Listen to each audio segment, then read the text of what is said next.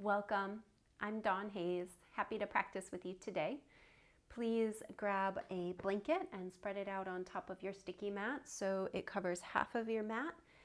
And you'll find it helpful to have two blocks or something that offers you support like a chair when we work with a few of the balancing poses today. Whenever you are ready, roll onto your back. And start with your knees bent and rest your hands on your torso.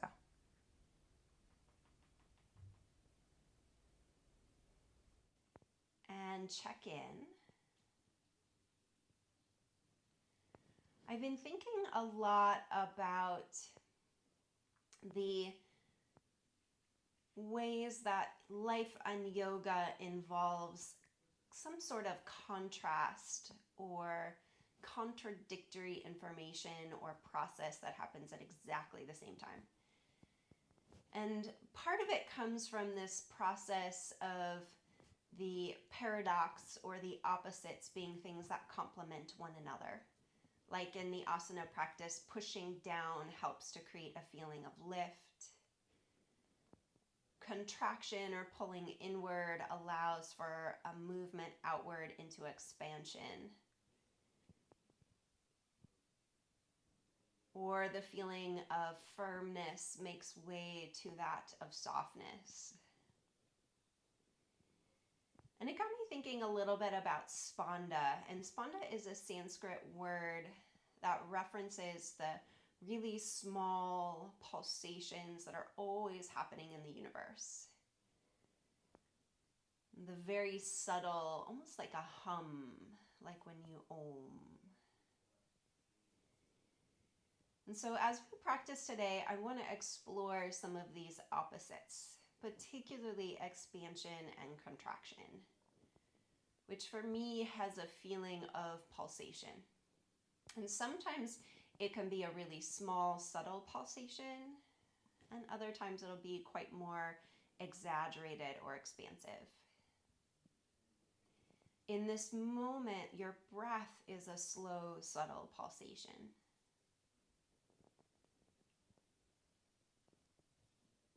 And as you tune into that, we'll start to explore a little bit more exaggerated process of pulsation. And taking your arms out to the sides, either straight out or into a cactus position. Inhale, tilt your tailbone into the floor and arc your ribs and waist a little bit away from the earth. Exhale, scoop your low back to the floor and tilt your tailbone towards your knees. And reverse that. Inhale, tailbone into the earth, arc your ribs and low back. Exhale, scoop your tailbone towards your knees and root your low back towards the floor. And as you feel this wave, this pulsation, notice how it's riding on your breath, on that pulsation. But it starts to exaggerate the feeling of contraction and expansion in your tissues and in your body.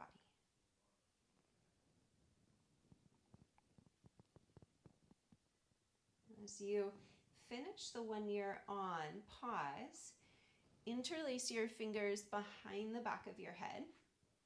And as you push into your feet, slide your upper back to the right. So the right side of your ribs shorten and contract, and the left side of your ribs and waist widen and expand. And slide back to center. Go back and forth, traveling to the other side. Noticing this contraction and expansion of your ribs and your waist. Sometimes it's helpful for me to pay a little bit more attention to the contraction and bring a little bit more focus and attention there. I think in my yoga practice, I can get a little distracted by what's expanding or moving outward. But ultimately, that expansion arrives or is able to happen because there's a contraction somewhere else in my body. And so as you emphasize the contraction a little bit somewhere, can you notice at the same time an expansion or widening somewhere else?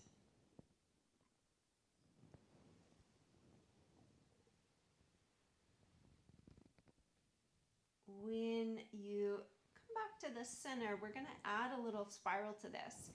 With feet a little wider than hip distance, tip knees to one side. Return knees to center as you exhale. And inhale like windshield wipers, tip knees to other side. And do this a couple times. So far, the movements that we've explored have started to move into the side body. And this all involves both a side bend and a little bit of rotation. Now, as you tip knees to one side, slide head and shoulders to the opposite side, adding a more exaggerated contraction and expansion to the spiral. And notice what this feels like. It may be creating a small sensation of spanda or pulsation in your body. For me, the feeling of sliding on the blanket has a little bit of friction to it, which creates kind of a tingling effect under the skin and in the nervous system.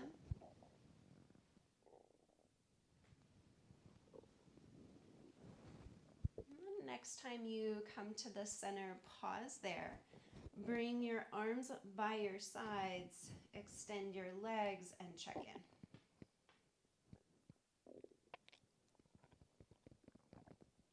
One of the things I've been noticing in my life is this pull to either contract inward in kind of a protectionary measure or to expand outward with action, with some sort of response. And sometimes I feel both at the same time. And it can be kind of confusing as to what I need in the moment. So when you're ready, go ahead and bend your knees again, and let's play a little bit more with this expansion and contraction. Interlace your fingers behind the back of your head. As you exhale, lift your upper back off the floor and scoop your tailbone towards your knees. Inhale, lower back to the earth. Press your elbows down, tilt your tailbone into the earth, and arc your ribs and widen the belly up towards the sky. Do this a couple times. Exhale, draw navel towards the earth, scoop tailbone to knees as you lift your head and elbows. Inhale, elbows into the earth, pressing down a little bit through the elbows. And keep doing this a few more times. Noticing how that first wave-like movement you explored with gentle contraction and expansion has gotten a little bit more exaggerated. And then next time you lift, twist both elbows towards one of your hips. Lower to the center and lift and twist towards the other hip. Bring some of that rotation back into your experience. And it's rotation combined with contraction, turning and drawing your front body into a kind of a rounded position. The next time you lift back to center, lower to center. Now as you lift to center, bring one knee outside the same side elbow. Almost like you're doing a little bit of a child's pose shape with the knee. Now switch and do the other side just like that. Opposite knee outside the same side elbow. So not twisting as you lift, instead stay on that center channel here and do this alternating which leg lifts for a few rounds. As you stay towards the center, is it easier to lift one leg compared to the other? And does your body twist in a little bit of a way to help you create the lift or to accommodate something that's a little challenging? Now experiment with bringing knee towards opposite elbow. So you're starting to bring a little bit of a movement across the midline with the leg and a spiral with the upper back. So opposite knee to opposite elbow. And as you do this 1 or 2 more times, feeling how crossing and adding a little bit of a twist encourages a slightly different contraction in the front of your body. Then next time you come down and you have your elbows on the floor, linger there for a few breaths. Tilt your tailbone into the floor. Really emphasize pressing your elbows down as if you could push them deeper into the floor. And you might notice your collarbones and your chest start to lift away from the floor a little bit as you push your elbows down. And then go ahead and release that movement. Bring your arms by your sides, extend your legs, and come back to the pause for a moment. As you drop your bones, sense into what's happening below your skin. Is there a spontaneous sigh or even a yawn? Where do you feel concentrated sensation? Perhaps something that might be the experience of spanda, of that subtle pulsation that's a part of our living experience and a part of the world around us. When you're ready, go ahead and bend your knees and bring soles of feet to the floor and roll to one side to transition your way into a table position. And for this table, I find it helpful to have a blanket under the knees because you're going to stand up on your knees for a moment. As you start with hands on the floor, knees on the earth, you can either have your toes pointed or toes tucked under. Push into the legs so your hips come back a little towards your heels. And inhale, lift your torso, sweep your arms up towards the sky for Urdhva Hastasana, upward hands. Exhale, is it possible to fold your hips back towards your heels for child's pose? Inhale, lift back up, standing on your knees, Urdhva Hastasana, reaching arms up, maybe gaze up. Exhale, hinge and fold towards your child's pose. As you do this a couple more times, you can add a little back bend at the top. When you reach up, you can start to reach back with chest, arms, and gaze. When you come towards the earth, you can push your hands up towards the ceiling behind you by your waist to experiment with the shoulder movement there.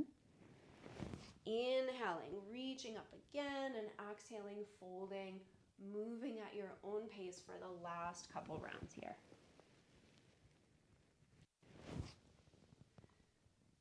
And the next time you come up to kneeling, pause there, take your hands to your hips, leave the left knee on the blanket, and step your right foot in front of you, and then walk your right foot over to the left, so it's like you're on a balance beam. And you have your right foot directly in front of your left knee. And for me today, arms are coming out to the side because my balance feels super wobbly. This is one of those poses where it's a little bit harder than it might first seem. And as you make yourself kind of contracted on this narrow line from left to right, how does your body respond and react to help you find balance in an unstable or difficult situation? As you check in with this feeling of adjustment that happens, I'm noticing my front ankle is doing all these adjustments and movements to help me stay upright without falling over. So where in your body do you feel the narrowness of the stance accommodated naturally and instinctively? On your exhale, lower your arms down, step your right foot back next to your left and the right knee next to left. And now step your left foot forward and again, walk your left foot So it's in front of your right foot like you're on a balance beam, or you're walking on like the top of a fence or some sort of curb in the parking lot or on the street, and is relatively narrow. And as you find your balance here, notice where in your body there's an instinctual adjustment and accommodation, a dance of sorts. Dancing is one of the ways I think of spanda, this interplay between the opposites that creates this kind of pulsation and experience that's dynamic. And even though in yoga we really emphasize the importance of stillness and of pausing, technically, as long as we're alive, nothing in the body is ever still, even though it might appear so on the outside. So as you're in this position, you're going to notice those micro adjustments and movements a little bit more. When you're ready, bring your left knee back in line with your right. Take the hands to the floor and lift into downward facing dog. You can move your blanket off to the side now. Lifting and lowering your heels a few times. Giving a little bit of movement through your legs. As you inhale forward into plank, push your hands into the floor and adapt as you need to with knees on the earth. Exhale, downward facing dog. Do this a few times. Initially, you might go slow, feeling into the expression of plank and how it connects you to your front body as support for the back. And notice how by pushing down, almost like you're trying to push the floor away from you, it helps to create the lift away from the earth. The next time you come forward and backward a couple times, do it faster. So you start to create a little bit more movement, a little bit more quickness to it. You might even be able to hear that my breath is having to work a little harder. And then pause in plank, knees to floor, big exhale out through mouth, child's pose. Pause, take a breath for nothing. Inhale into table, exhale, downward facing dog. Inhale, reach your right leg up towards the sky. Make some circles with your right ankle and turn your right hip open, almost like you're trying to use the top hip to bring your top leg a little closer to the ceiling. Turning open away from your midline. Exhale, step your right foot between your hands. Pause, check in with your breath. Leave your back knee lifted for now. And as you did previously with the knee on the floor, line your feet up so your right foot is in front of your left foot like you're on a balance beam. And then would it be appropriate for you to lift up into the high lunge on this balance beam? Again, arms out to the sides might help with your balance. If you want to explore arms up or even fingers interlaced behind you, feel free. What happens when you go a little lower through the front thigh? Especially with the feet narrow, that makes it significantly more difficult for me. On your exhale, hands back to the earth, step into downward facing dog. Inhale, lift your left leg into the three-legged dog. Let your hip turn open. So you're starting to lift leg almost as if you could bring your foot to touch the ceiling. Exhale, take giant step forward, left foot towards your hands, and walk your feet so it's like you're on a tightrope or a balance beam. And then would it be appropriate for you to lift up into the high lunge on the balance beam? As you test the waters, as you explore this hugging in towards the midline, in a way that's probably uncommon for your high lunge, what happens if you go a tiny bit lower here? What does that ask of you?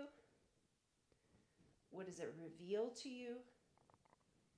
And what's the experience of pulsation, maybe through the micro adjustment in the bones of your feet, or the way your breath changes its pace. Exhale, hands back to earth, downward facing dog. Inhale, plank. Slow motion chaturanga for 5, 4, 3, 2, 1. Inhale, cobra or up dog. Exhale, back to downward facing dog. Pause for a moment in your down dog. Now, pulsation could involve this feeling of a spring, the lightness that comes from the big push down. And if you're feeling springy today, bend your knees, look forward, and do one hop or a couple hops, feet to hands. Inhale, lift halfway, lengthen. Exhale, fold, chin to chest. Inhale, reach for the sky, Urdhva Hastasana. Exhale, arms by your sides, Samastitihi. We're going to start in chair pose and step back to warrior 2, but we're going to do it by planting elbow inside thigh. As you bend your knees, start to sink down into your hips and your heels. Now twist your right elbow inside the right knee. So same side elbow, same side knee.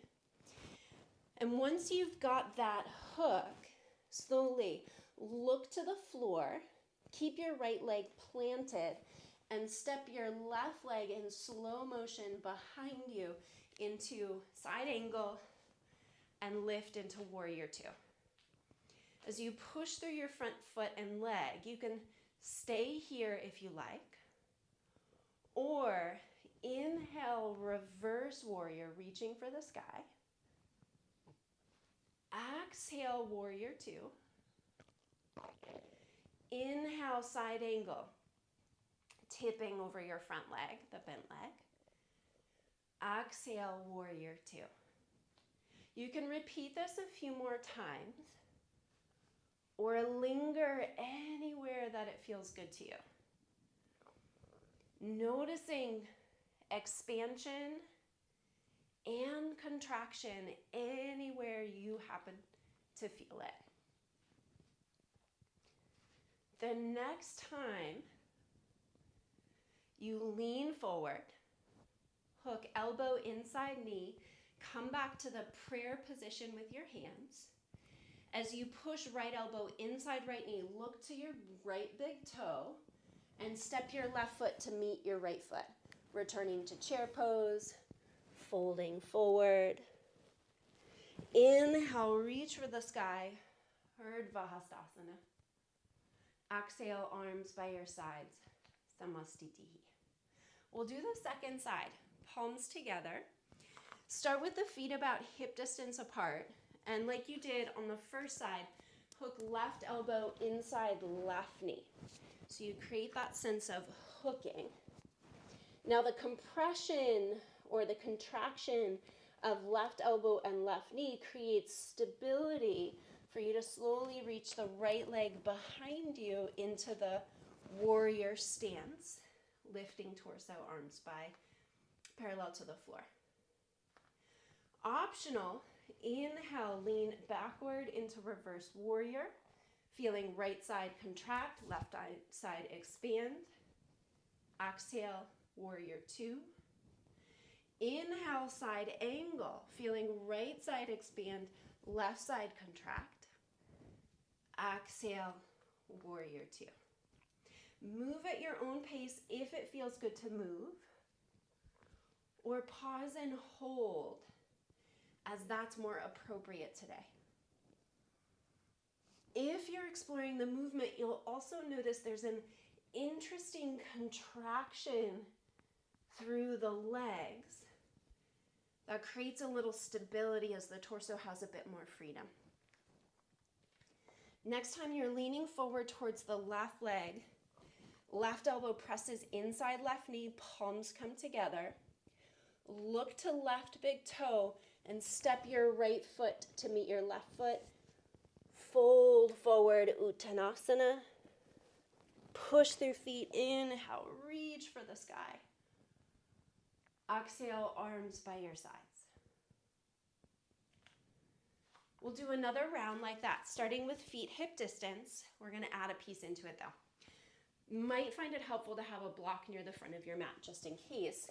You can have it there.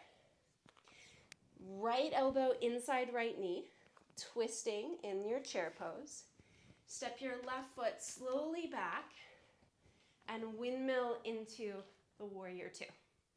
Now from warrior two, straighten your front leg. Walk your back foot in a little bit. Lean for Trikonasana, taking your top hand to your hip, both legs straight-ish, front hand to the floor. As you look down towards the earth, you have a choice to stay in your triangle pose or bend your front knee, lift off the back foot into half moon. Now with expansion and contraction, these opposites you're playing with, can you tip your back foot to the floor, return to the triangle, and transition back to the Ardha Chandrasana. Playing with the movement between these two shapes a few more times as you like. Can you go slow enough to feel what changes as your back foot lifts off the floor? And when you're in your next round of the half moon, pause there for a moment. Lift your top arm up towards the ceiling, if that feels okay for you. And would it be possible to look upward towards the ceiling? And is it possible to fall upward if you happen to fall out of the pose?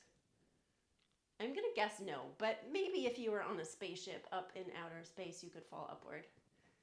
When you're ready, bend your front knee, step to the floor.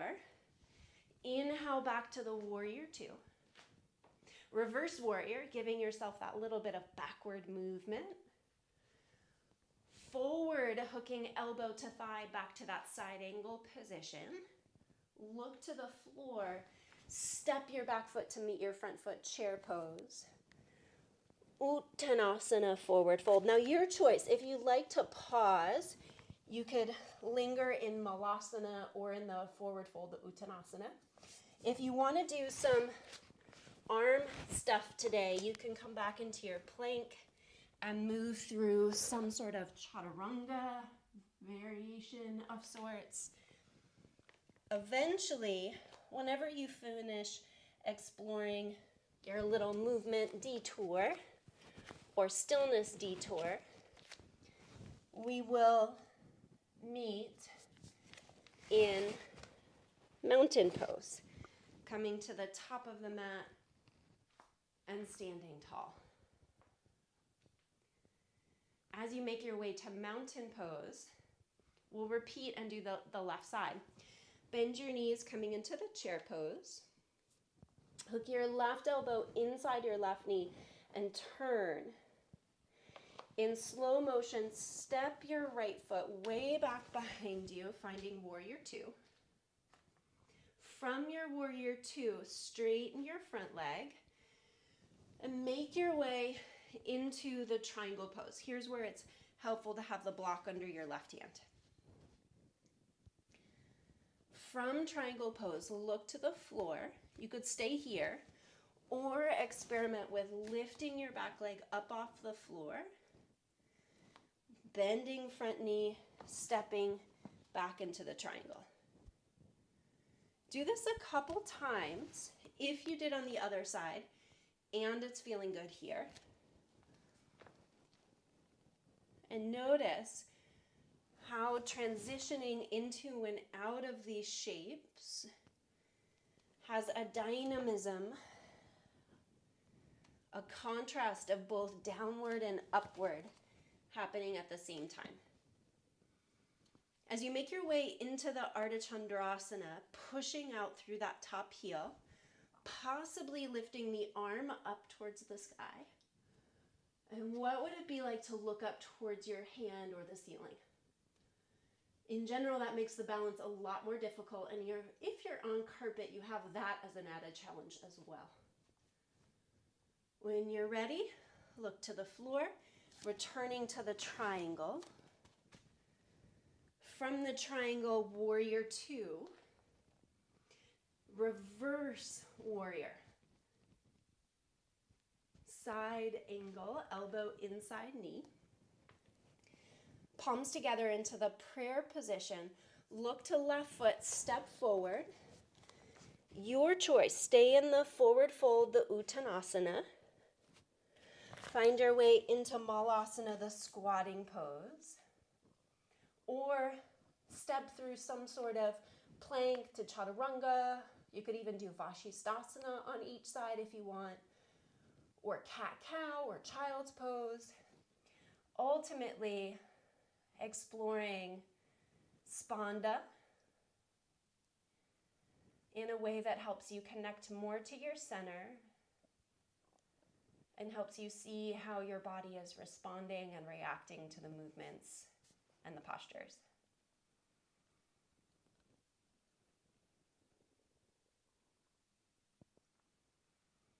Eventually, we'll meet in mountain pose, coming up to standing. As you're in the mountain pose, walk your feet together so they're touching. And how does it feel to close your eyes there? So Spanda refers to the really subtle pulsation, very small movement.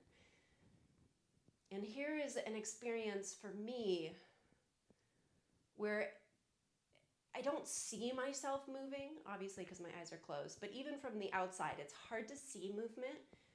But as soon as my eyes are closed, I can feel so much movement happening. When you're ready, open your eyes. Now, like you're on that balance beam again, have one foot in front of the other, and you choose which one. And just notice what that feels like with your eyes open. And how does it feel if you close your eyes? Woo. Finding, do you have more weight on your back foot or on your front foot?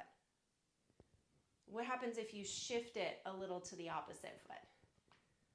How does that change it? Maybe you have to open your eyes to make the transition. And then can you transition a little forward and backward? So you're shifting the weight from the front foot to the back foot, from the back foot to the front foot. Now, if it feels good to you, actually we'll come back to that. Switch sides, have the other foot in front. So you're still stepping like you're on a balance beam, but now you have the opposite foot in front. Eyes open will help a great deal with your balance. So if it feels okay, try closing your eyes. And notice, is there more weight on your front foot or your back foot? And then when a few times with your eyes open, transition the weight forward and backward, feeling into that experience. And possibly with eyes closed, transition weight forward and backward. And again, notice those micro adjustments that sometimes become big side body arm waving adjustments to keep you from falling over. When you're ready, step both feet together at the top of your mat. Inhale, sweep your arms up, reach for the sky.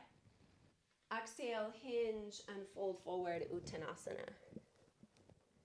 Inhale, lift halfway, look forward.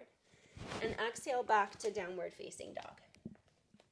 From your downward facing dog, walk your inner feet to touch. The big toes touch, maybe heels are coming near one another, but a little apart. And would it be possible for you to come into a plank pose with your feet together? And check in with how that feels. Then in your plank pose with feet together, walk your hands off the sides of your mat. So they're wide, but feet are narrow. Now walk your feet wide and your hands wide. Now walk your hands narrow, so the thumbs are touching and your feet are wide. Make your way back to shoulder distance with hands, hip distance with feet. Return to downward facing dog. Optional vinyasa, moving from plank through to chaturanga or any other combination of stillness and movement. we'll meet in the downward facing dog. From down dog, hop your way forward, either one foot at a time or both feet together. Inhale, lift halfway. Exhale, fold. Inhale, reach for the sky. Urdhva Hastasana.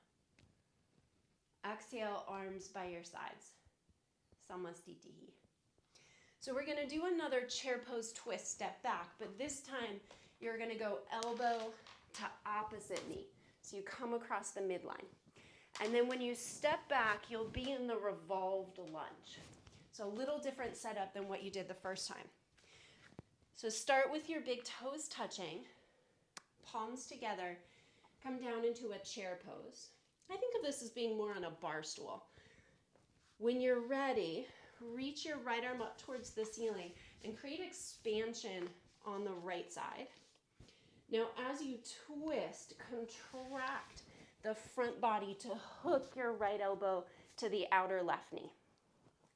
Bring palms together. Pause there, look to the floor. Slowly hover your right foot off the floor and in slow motion, step back to a high lunge with elbow hooked over thigh. Now, feeling that contraction of the front, just like you did the sit-ups at the beginning, with a curling the front body, creating a sense of containment of hugging in, possibly expanding the arms outward, even as you stay connected to that hugging in through the belly and the front body. What would it be like here to push strongly into the feet and inhale, windmill all the way to warrior two? Whew. And then from there, exhale back into the revolved high lunge. So you're hooking right elbow back over left thigh. Your back heel will probably lift on and off the floor as you transition. Try that a couple times. Inhale, warrior two. Exhale, revolved high lunge. Do one or two more as it works for you. Moving at the pace of your breath. And noticing how the feet transition, but also this feeling of expansion and contraction. The next time you're in the revolved lunge, stay there. Look to your left big toe. Step your right foot to meet your left. Press and stand up. Whew. Almost a little bit of a spring upward. Second side. Bend your knees coming into chair pose. Hook. Left arm really reaches up so you get that side body length. Exhale, contract your ribs in the front, closing the front body, widening the back. Hook left elbow outside right leg. Look to the floor, step into your right foot. Transition left foot back in that hip distance wide position. And feel again that sense of closing the front body, almost like you're doing the sit-up style movement we did at the beginning. How would it be for you today to expand your arms outward even as you contract the front body inward? I think sometimes we give the word contraction a bad name, but in reality, it's helpful. It allows expansion to happen. So when you're ready, inhale into that warrior two flow. Exhale, hook, elbow back to outer thigh, high lunge. Inhale, expand the arms wide into warrior two, grounding back heel.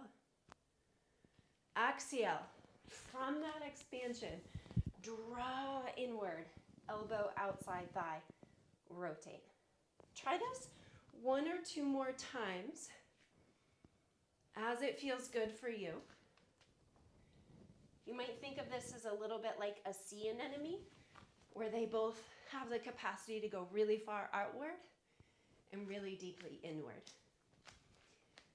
The next time you're in the cross of the high lunge twist, stay there. Look to your right big toe and step your left foot to meet your right. Fold, forward Uttanasana. Optional vinyasa, or you can do the malasana, the standing forward fold, the child's pose, really anything that helps you integrate.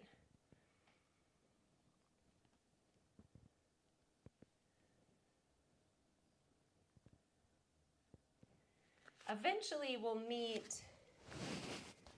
in the standing mountain pose or Tadasana.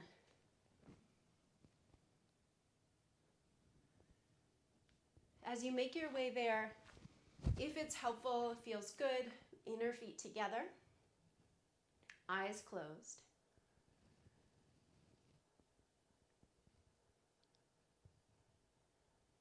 And notice how the spanda is a little easier to catch a glimpse of when there's a bit more stillness in the outer, more gross expression of movement. When you're ready, open your eyes. So I want to go back to the balance beam work here. Take right foot in front of the left like you're on your balance beam. You might want your blocks in front of you because we're going to move from here into Warrior 3. So initially with your eyes open, you're probably standing more on one foot than the other. Shift your weight into your back foot. Now lean forward into your front foot, and as you do so, tip your torso forward and your leg back like you're a seesaw. Here's where the blocks could be helpful for your hands. Then from that seesaw movement, you'll tip back upright, but this time your back foot lifts up in front of your chest, initially with knee bent. Repeat that movement a couple times. So the knee and the foot will lower down, they'll straighten the leg. You'll tip into the Warrior 3, perhaps hands to blocks. In slow motion, staying steady through the standing leg, possibly bringing the lifted leg straight in front of you. Maybe you're staying with the bent leg variation. And how would it be to do this maybe one or two more times on your right foot? Hands wherever it's helpful for you. Feeling that swinging action through the standing leg. And the micro adjustments that help you stay upright. The next time you're in the Warrior 3, pause there. If you like, you can take hands to blocks.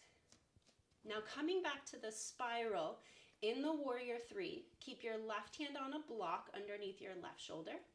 Take your right hand to your hip and twist your right shoulder over your left. So this is revolved Ardha Chandrasana. Lower hand back to block. Step your left foot behind your right foot. So you're on the balance beam again. Push into your feet and lift upright. Whew. Switch, shake it out. Could be helpful. Then try the other side. So now you have your left foot in front and your right foot behind you. Whew. Which side is the easier one for you? Can you sense into that? First shifting weight forward and backward a few times. Checking in with how that's feeling for you. Eventually shifting the weight into your front foot, using that tip forward like a seesaw as your entry into Warrior 3.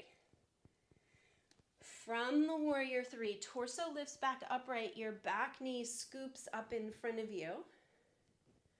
Keeping the foot lifted, return to the Warrior 3. Experiment with that a few times. Potentially keeping the knee bent as it moves in front of you, or starting to experiment with a straight leg. Is it easier or harder to balance on this side?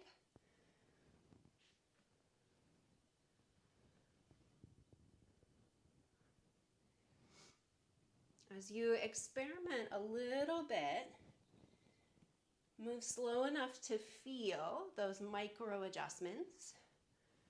What I'm going to allude to as part of the experience of Spanda today. Eventually make your way back into the Warrior 3. Take your left hand to your left hip with the right hand on a block underneath right shoulder, or you can use a chair if you've got a chair instead of a block. And reach or turn your chest so you're coming into a revolved half moon, which is like warrior 3 legs with a turning chest. When you're ready, turn your left hand down. Step your right foot slowly behind your left like you're on that balance beam. And as you need to, you can bend your knees, but stand tall on your balance beam. Slowly unwind the legs. You can take feet wide apart now, turning long ways on your mat. Reach arms out like big wings. Think of yourself like a sea star. And on your exhale, reach one hand down for the opposite foot. So lower and twist. Inhale, lift back up into sea star. Exhale, lower and twist, hand to opposite foot on the other side. Inhale, reach up. Do this a couple more times. Feeling into breath and movement. Inviting, even in this movement, the feeling of expansion and contraction.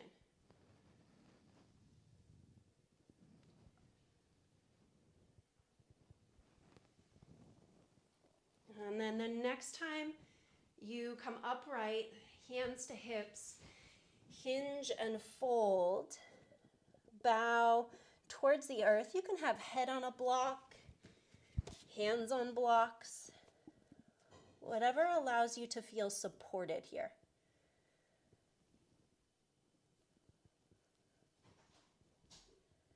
As you come into that support, use the leg bones, but also tapping into that subtle movement that is an experience of enlivening your pose.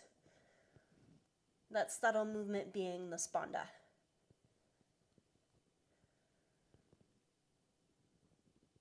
When you're ready, transition yourself to downward facing dog.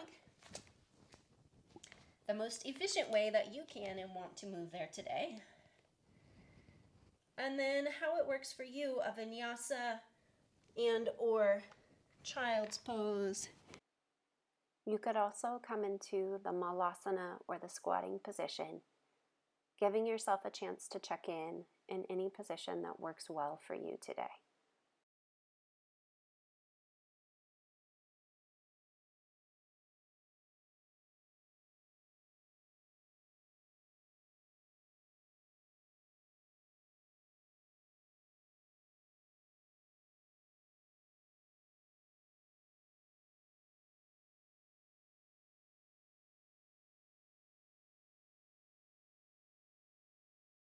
Slowly transition yourself onto your back, however it works for you to get there today. With your knees bent and the feet on the floor, have your feet about hip distance apart. And take your arms overhead kind of like a diamond shape. So your elbows will be bent, the tippy fingers might be a little bit towards one another. If this isn't comfortable, please rest however it is comfortable for your shoulders and arms. And chances are it will be more comfortable when they're able to rest on the floor. So even if that means they're more down by your sides, please go with that option as the best one for you today. With feet hip distance apart, curl your spine off the floor into a bridge pose. As you push down into your feet, notice what's contracting and what's expanding. Lower back to the floor. Now, if you happen to have a block, I think you'll find it helpful if you squeeze it between your legs. So grab it there. I have it on my middle width, like this in between my knees, but if it feels better, you can take it skinnier. When you're ready, squeeze the block, create a little extra contraction along your central axis, and gradually lift up into a back bend. What is the squeezing of the block, or any sort of item you can squeeze, like a pillow or your rolled up blanket? What does it ask of you? You're probably contracting more somewhere that you weren't a moment ago. And what does that contraction or that effort offer to you? Is there somewhere else that feels like it can expand a bit more because of the way contraction supports you?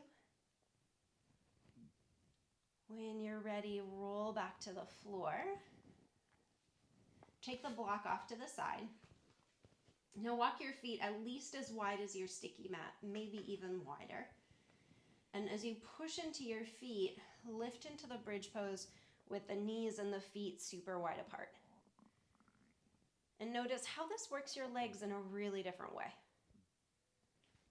We've been working recently in pressing through the base of the big toe, the center of the heel, the base of the pinky toe, which is a tripod of the foot. Can you find your tripods in each foot? When you're ready, lower back down. And for the last round, walk your inner feet, your inner knees to touch. So your legs are back together. And as you push into your feet, what does it feel like to lift up here? You could almost imagine you're on a balance beam and you have to find that inner seam of the balance beam under your big toes and center of the heels to stay on it. Chances are you're not going to lift nearly as high with the chest, but your legs are going to get to do something really unique. When you're ready, lower back down. Lift both knees into your chest and rock a little bit side to side.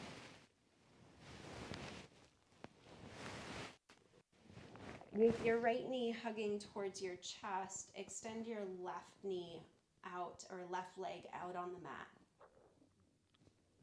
Now push out through your left leg like you're making it as long as you can.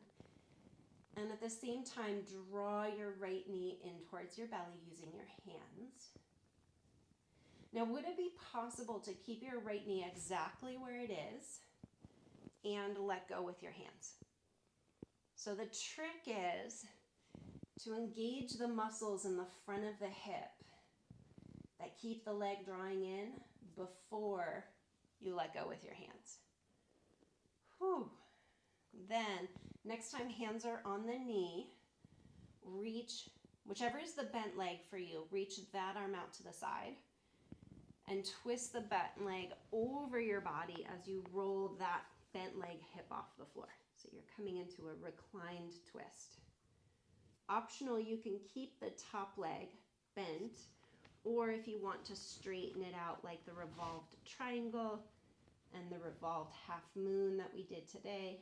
We did not do the revolved triangle, by the way. We did do the revolved half moon. But you can find that expansion here. Once again, returning to that experience of how the contraction of the belly and the front body helps to create an expansion through your arms and your legs. When you're ready, bend your knee into your belly. Adjust yourself so you're finding center, and either with legs straight or knees bent, pause for just a moment. Even though you're in a neutral position, things probably won't feel symmetrical from left to right. Bring your left knee up into your belly. Use your hands to draw your knee to your chest. Extend your right leg on the mat and push your right heel long, as if you're trying to stretch it farther out. Keeping the knee hugging in towards your belly. Experiment with what it feels like to let go with your hands, but keep your knee exactly where it is. Bring your hands back to your knee. Use your hands to draw it in, and repeat. That hip and thigh again and let go. You can try again if you like. It's a really helpful process to pulse between the passive engagement of the hip and the active engagement. When you're ready, reach your, whichever is the bent leg side, reach that arm out. Twist the bent leg knee across your body and feel that turning. Once again, feeling a sense of almost that sit-up style movement. So your front body is connecting to your back body. Optional, you can extend the top leg out in front of you as well. noticing what that feels like for you. Finding breath, checking in with contraction and expansion happening simultaneously in the way they support one another. Slowly derotate back to center. Place both feet on the floor, arms however it's comfortable, and do a few rounds of spinal undulation. 1. Exhale, scoop your tailbone towards your knees, pressing low back to the floor a bit. Inhale, tilt your tailbone into the floor and feel your ribs arc up towards the sky in a mini back bend. Try that a few times. You may remember that this was one of the early movements we did together. And as you continue to find that movement, can you allow it to follow your breath and be a little less muscular and perhaps a little bit more of the spanda, a little more subtle.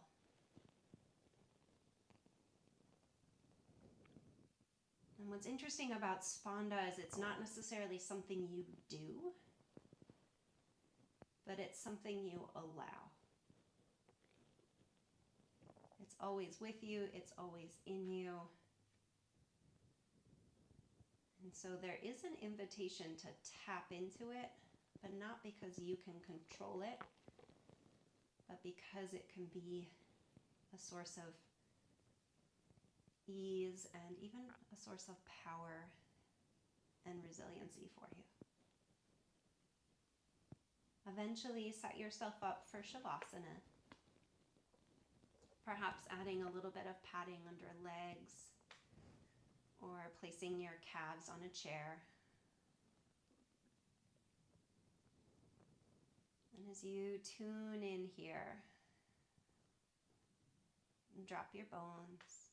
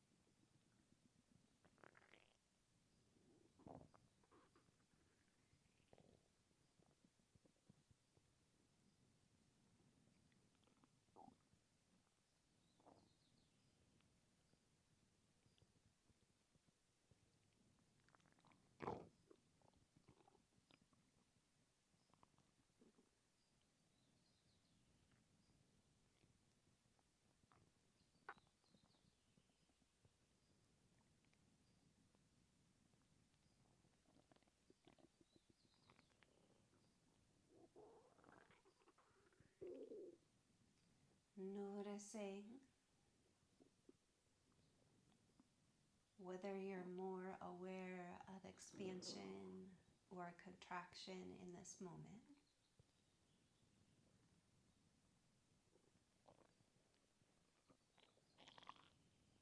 Gradually placing your hands on your torso.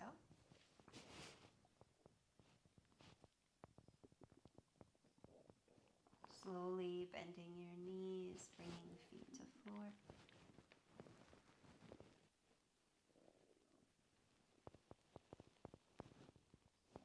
Roll to one side.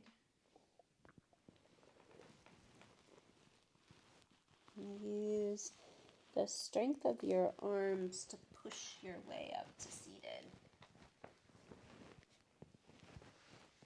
As you sit, bring your palms together in front of your heart.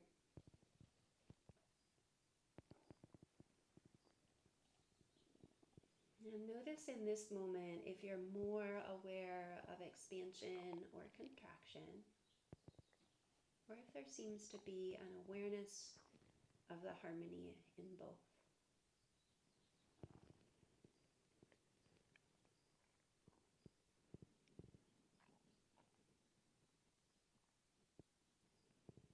As you close your practice today, I invite you to carry an intention with you.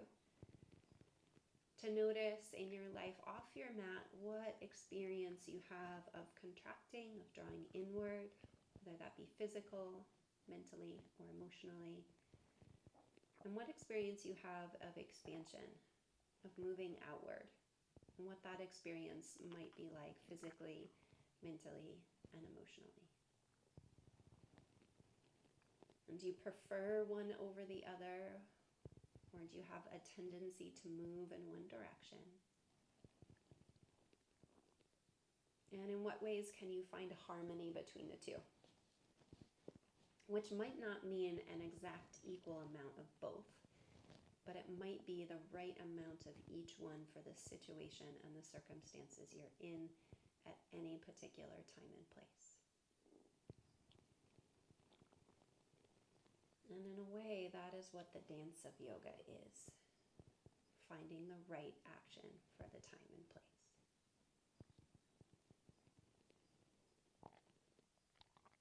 I thank you for sharing your time and your practice with us today. It was such an honor to be with you, to share. Thank you so much. Hope you have a wonderful day.